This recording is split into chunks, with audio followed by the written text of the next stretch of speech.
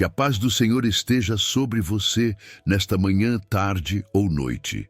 Hoje, a palavra de Deus nos conduz ao Evangelho de João, capítulo 1. Nesta passagem, somos convidados a refletir sobre a divindade de Jesus como o Verbo de Deus, o testemunho de João Batista e o chamado dos primeiros discípulos. Para facilitar a compreensão, esta mensagem será dividida em 3 partes, abordando os principais aspectos deste texto: o Verbo de Deus e sua manifestação, o testemunho de João Batista, o chamado dos primeiros discípulos. Convido você a abrir sua Bíblia e meditar comigo nesta rica e edificante leitura da palavra do Senhor. No princípio era o Verbo, e o Verbo estava com Deus, e o Verbo era Deus. Ele estava no princípio com Deus. Todas as coisas foram feitas por Ele, e sem Ele nada do que foi feito se fez. Nele estava a vida, e a vida era a luz dos homens.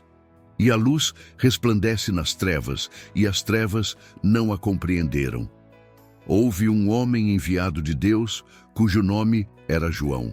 Este veio para testemunho, para que testificasse da luz, para que todos crescem por ele. Não era ele a luz, mas para que testificasse da luz. Ali estava a luz verdadeira, que ilumina a todo homem que vem ao mundo. Estava no mundo, e o mundo foi feito por ele, e o mundo não o conheceu.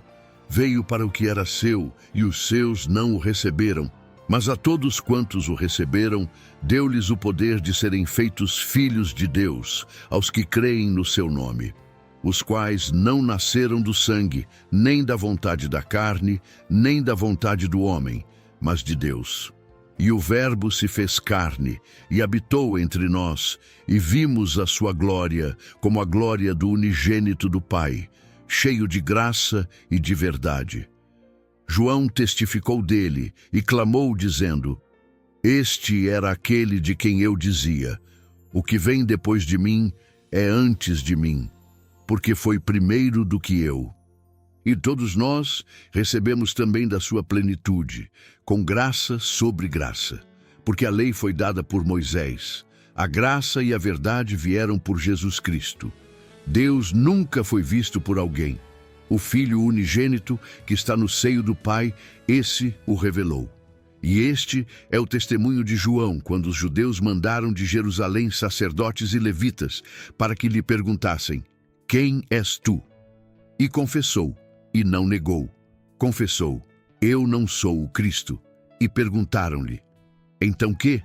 És tu Elias? E disse: Não sou. És tu o profeta? E respondeu: Não. Disseram-lhe, pois, quem és? Para que demos resposta àqueles que nos enviaram. Que dizes de ti mesmo? Disse: Eu sou a voz do que clama no deserto. Endireitai o caminho do Senhor, como disse o profeta Isaías. E os que tinham sido enviados eram dos fariseus.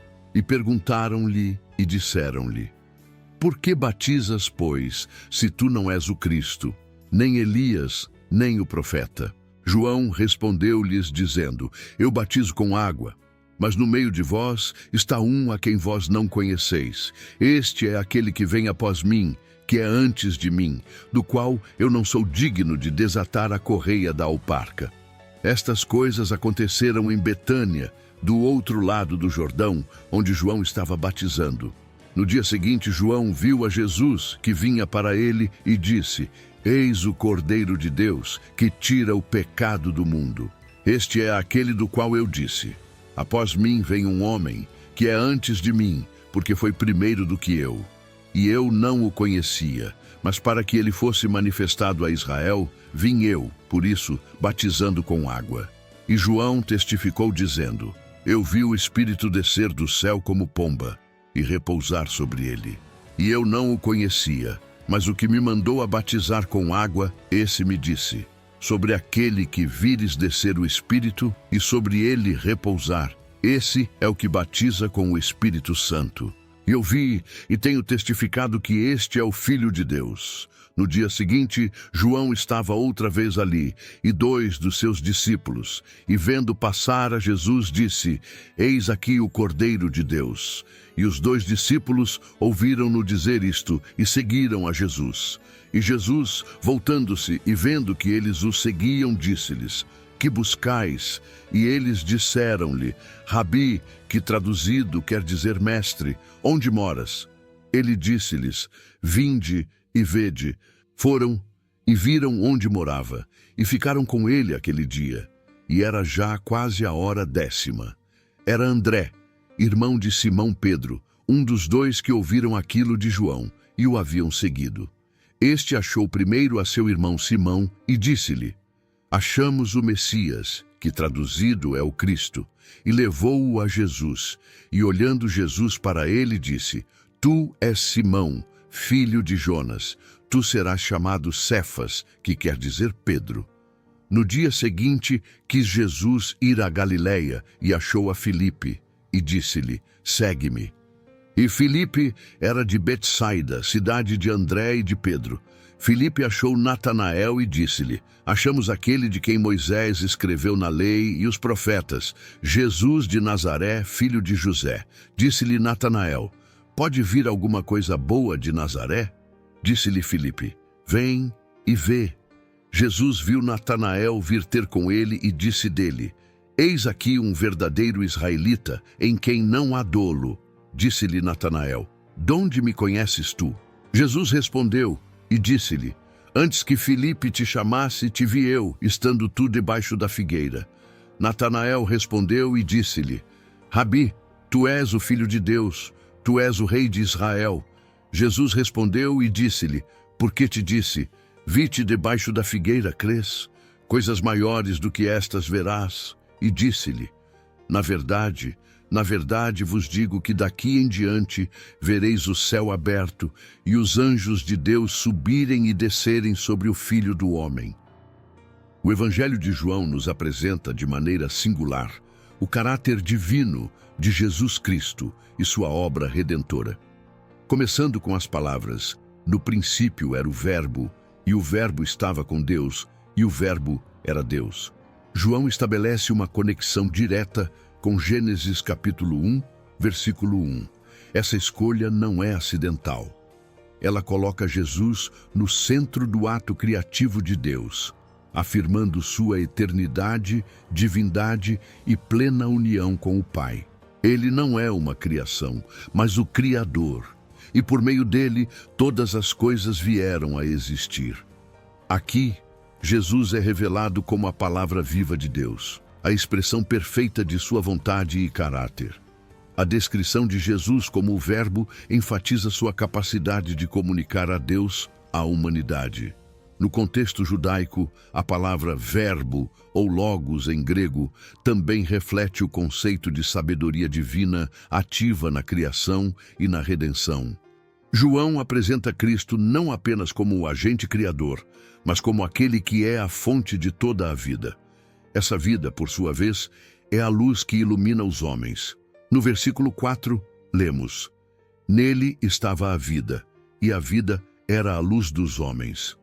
A luz simboliza a verdade, a santidade e a presença divina, enquanto a escuridão representa o pecado, a ignorância e a separação de Deus. Mesmo que as trevas tentem resistir, João declara que a luz resplandece continuamente, mostrando que Jesus é inextinguível. Essa afirmação aponta para a vitória inevitável de Cristo sobre o pecado e a morte. A luz que ele traz não é apenas externa, mas interior. Ela transforma o coração humano, trazendo clareza espiritual e um novo começo. A partir disso, surge a questão: estamos permitindo que a luz de Cristo ilumine as áreas mais escuras de nossas vidas? A introdução de João Batista reforça a centralidade de Jesus. Ele é descrito como um homem enviado por Deus para dar testemunho da luz. João Batista não é a luz, mas a voz que clama no deserto, preparando o caminho para o Salvador prometido. Ele cumpre a profecia de Isaías, capítulo 40, versículo 3, mostrando que sua missão era apontar os homens para Jesus. Essa humildade é uma lição poderosa para todos que servem ao reino de Deus. O verdadeiro ministério não exalta o mensageiro, mas o Messias. O versículo 14 é o ponto culminante desta sessão. E o Verbo se fez carne e habitou entre nós.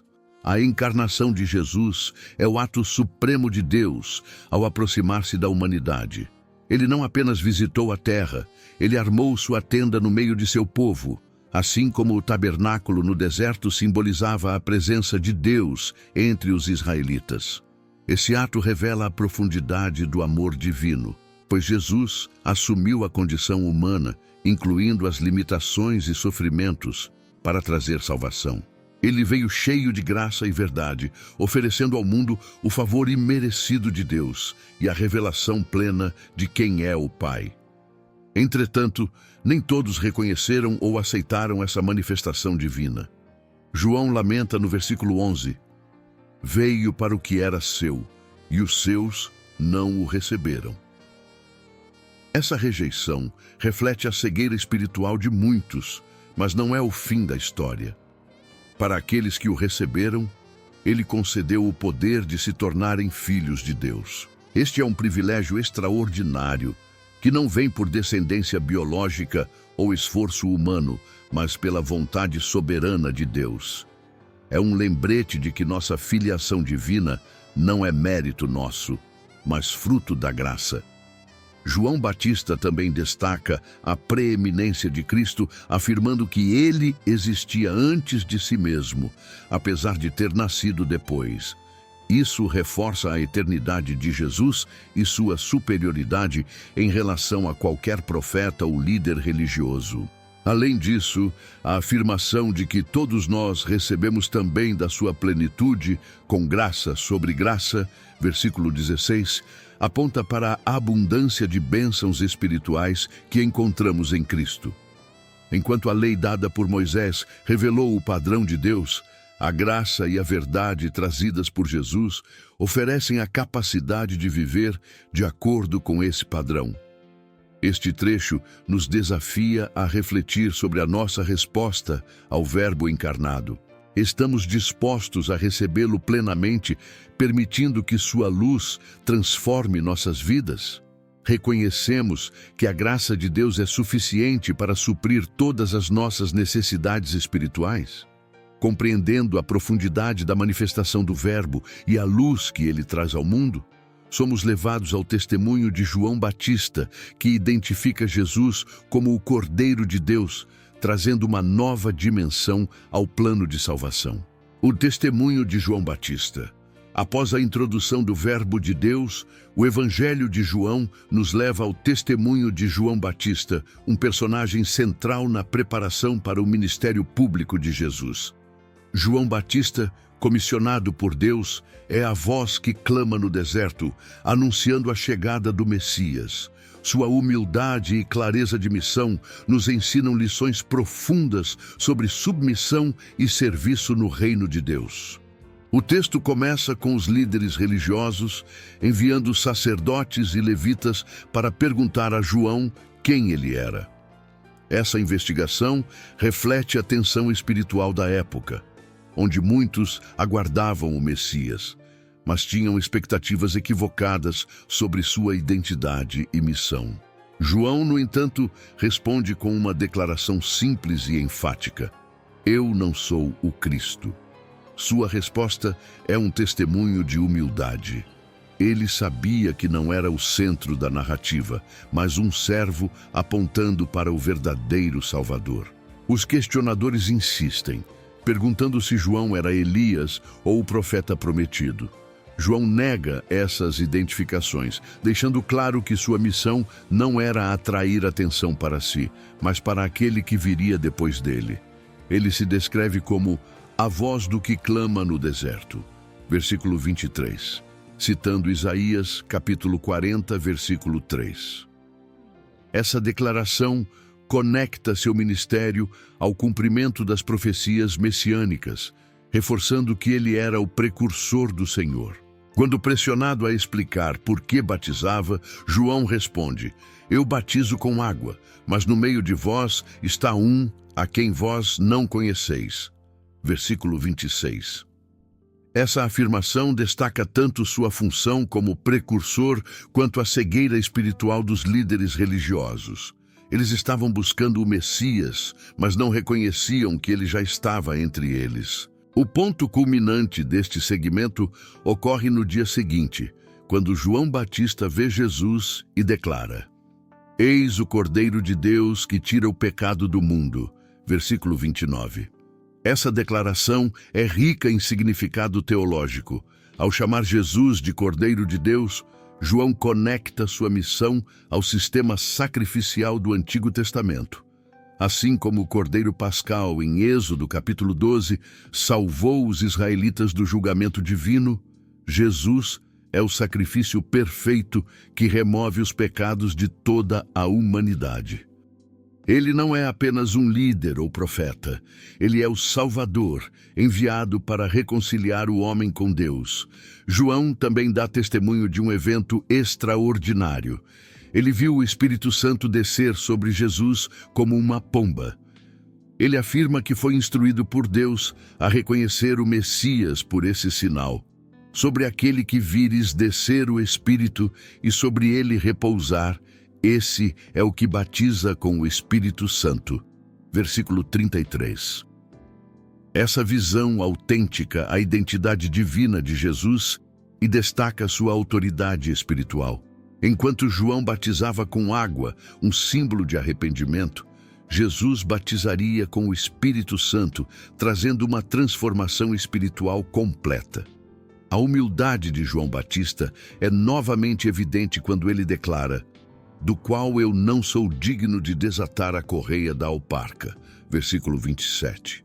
No contexto cultural, desatar as sandálias de alguém era considerado um ato reservado aos servos. João usa essa imagem para expressar sua reverência por Jesus, reconhecendo sua superioridade em todos os aspectos. O testemunho de João Batista nos desafia a adotar uma postura de humildade e foco no propósito divino. Ele não buscou glória para si, mas dedicou sua vida a apontar os outros para Cristo. Isso nos leva a perguntar: estamos vivendo como testemunhas de Jesus, direcionando as pessoas a Ele em nossas palavras e ações? Além disso, a declaração de João sobre Jesus como o Cordeiro de Deus nos lembra da profundidade do sacrifício de Cristo e da abrangência de sua obra redentora. Essa passagem ecoa o sistema sacrificial do Antigo Testamento, particularmente em Levítico capítulo 4, onde o sacrifício pelo pecado é descrito. Também se conecta a Isaías capítulo 53, versículo 7, que profetiza sobre o Messias como o cordeiro levado ao matadouro. A descida do Espírito Santo sobre Jesus cumpre a profecia de Isaías, capítulo 11, versículo 2, que descreve o Espírito do Senhor repousando sobre o Messias. João Batista nos dá um exemplo poderoso de humildade e submissão. Em um mundo que frequentemente valoriza o orgulho e a autopromoção, somos desafiados a redirecionar nossa atenção para Cristo, vivendo de forma que glorifique seu nome. Além disso, a declaração de João sobre Jesus como o Cordeiro de Deus nos convida a refletir sobre o impacto do sacrifício de Cristo em nossas vidas. Reconhecemos plenamente o que ele fez por nós? Estamos compartilhando essa verdade com os outros? Com o testemunho de João Batista, estabelecendo a identidade de Jesus como o Cordeiro de Deus, a narrativa se volta para o chamado dos primeiros discípulos, marcando o início de uma jornada que transformaria suas vidas para sempre. O chamado dos primeiros discípulos. A narrativa continua com João Batista, direcionando 2 de seus próprios discípulos a Jesus. Ele declara novamente: Eis o Cordeiro de Deus. Versículo 36. Este momento é significativo porque reflete a humildade de João e sua consciência de missão. Ele não tenta reter seus seguidores para si, mas aponta-os para Jesus, mostrando que o papel de um verdadeiro líder espiritual é conduzir as pessoas a Cristo e não a si mesmo. Os 2 discípulos que ouviram João foram André e, provavelmente, João, o autor do Evangelho. Eles imediatamente seguem Jesus, iniciando um relacionamento que mudaria suas vidas para sempre. Quando perguntam a Jesus onde ele mora, sua resposta é simples, mas profundamente convidativa. Vinde e vede. Versículo 39. Essas palavras revelam a essência do chamado de Jesus, não um convite teórico ou distante, mas um relacionamento pessoal e transformador. Ele não apenas fala sobre seu reino, ele os convida a experimentar sua presença. André, tocado pela experiência com Jesus, rapidamente busca seu irmão Simão e o leva ao Mestre. Este é um padrão que se repete ao longo do Evangelho. Aqueles que encontram Jesus compartilham sua experiência com outros. A proclamação de André é clara. Achamos o Messias. Versículo 41. Ele reconhece em Jesus o cumprimento das esperanças messiânicas de Israel. Jesus, ao encontrar Simão, faz algo extraordinário. Ele lhe dá um novo nome, Cefas, que significa Pedro. Este ato simboliza a transformação que ocorre quando alguém se encontra com Cristo. Pedro não será apenas um pescador. Ele será uma pedra fundamental no estabelecimento da igreja. O chamado continua com Filipe, a quem Jesus encontra, e simplesmente diz: segue-me. Versículo 43. Não há um longo discurso ou argumentos. A autoridade de Jesus é suficiente para que Filipe obedeça. Ele, por sua vez, compartilha a notícia com Natanael, dizendo: achamos aquele de quem Moisés escreveu na lei e os profetas, Jesus de Nazaré. Versículo 45. A resposta de Natanael é cética. Pode vir alguma coisa boa de Nazaré? Versículo 46. Essa reação reflete os preconceitos comuns da época contra Nazaré, uma cidade pequena e insignificante. Contudo, Filipe responde com as mesmas palavras de Jesus: vem e vê. Isso demonstra que o encontro pessoal com Cristo é o que dissipa dúvidas e transforma corações. Ao ver Natanael se aproximando, Jesus o descreve como um verdadeiro israelita em quem não há dolo. Versículo 47. Essa afirmação surpreende Natanael, que pergunta como Jesus o conhece. A resposta de Jesus revela sua onisciência. Antes que Filipe te chamasse, te vi, estando tu debaixo da figueira. Versículo 48. Esse conhecimento íntimo de Jesus sobre Natanael vai além do físico. É uma demonstração de sua divindade. Tocando o coração de Natanael, Jesus o leva a declarar: Rabi, tu és o Filho de Deus, tu és o Rei de Israel. Versículo 49. Jesus, contudo, não se contenta apenas com essa declaração de fé inicial. Ele promete a Natanael que verá coisas ainda maiores. Vereis o céu aberto, e os anjos de Deus subirem e descerem sobre o Filho do Homem. Versículo 51. Essa referência ao sonho de Jacó em Gênesis capítulo 28, versículo 12, aponta para Jesus como a ponte entre o céu e a terra, aquele que une Deus e a humanidade. O chamado dos primeiros discípulos nos ensina que o seguimento de Jesus é pessoal e transformador. Ele conhece cada um pelo nome, entende suas dúvidas e lhes oferece uma nova identidade e propósito. O exemplo de André e Filipe também nos desafia a compartilhar nossa experiência com Cristo, mostrando que a verdadeira fé é contagiosa.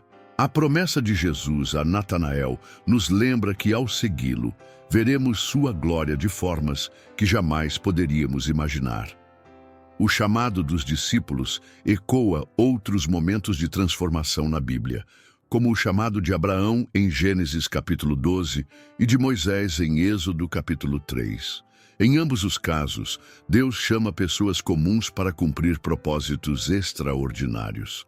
Além disso, a promessa de Jesus sobre os céus abertos aponta para sua mediação única entre Deus e os homens, conforme descrito em Hebreus capítulo 9, versículo 15.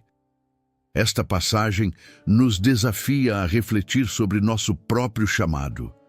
Estamos dispostos a deixar tudo para seguir Jesus?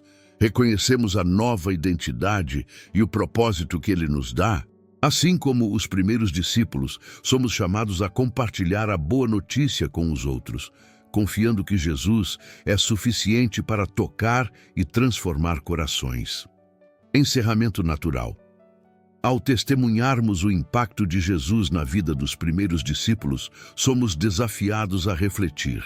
Estamos dispostos a seguir o chamado de Cristo com a mesma entrega e fé, reconhecendo sua soberania sobre nossas vidas? Agora que refletimos sobre essa passagem poderosa e entendemos o chamado de Cristo em nossas vidas, convido você a se juntar a mim em oração.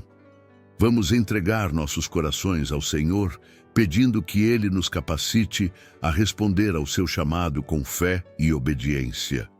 Que possamos viver como discípulos comprometidos, refletindo a luz de Cristo em nossas ações e compartilhando sua mensagem de salvação com o mundo ao nosso redor. Ore comigo. Senhor meu Deus Todo-Poderoso, agradecemos por esta palavra rica e transformadora que revela a majestade de Teu Filho, Jesus Cristo. Reconhecemos que Ele é o Verbo eterno, o Criador e sustentador de todas as coisas, e louvamos a profundidade do Teu amor ao enviar o Teu Filho para habitar entre nós. Obrigado pela graça que Ele trouxe, pela luz que brilha nas trevas e pela verdade que nos guia. Senhor, somos gratos pelo chamado de Jesus em nossas vidas. Assim como Ele chamou os primeiros discípulos, também nos convida a segui-lo de perto. Pedimos que nos dê um coração sensível à Tua voz, coragem para deixar de lado tudo o que nos afasta de Ti e disposição para obedecer com fidelidade.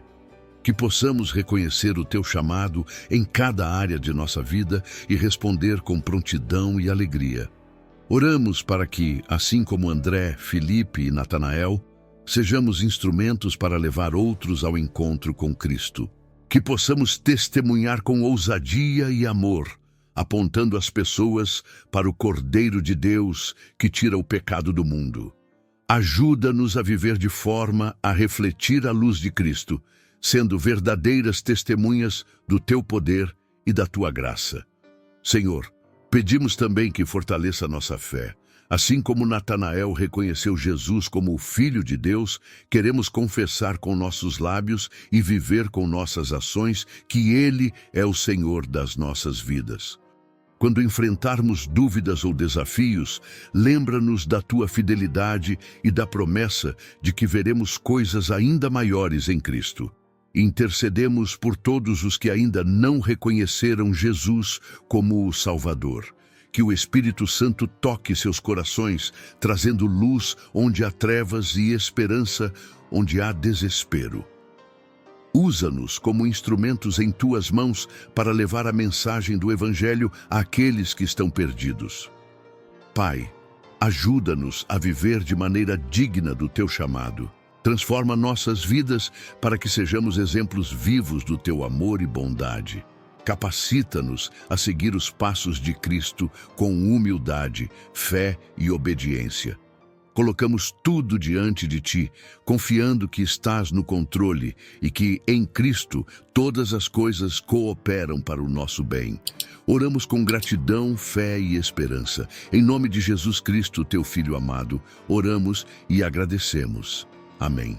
Se esta mensagem tocou o seu coração, compartilhe com alguém que precisa ouvir sobre o chamado transformador de Jesus.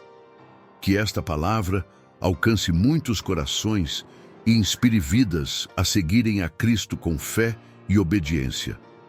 Caso tenha um pedido de oração, deixe-o nos comentários, estaremos orando por você. Que Deus abençoe sua vida, renove sua fé e fortaleça sua caminhada com Ele. Amém.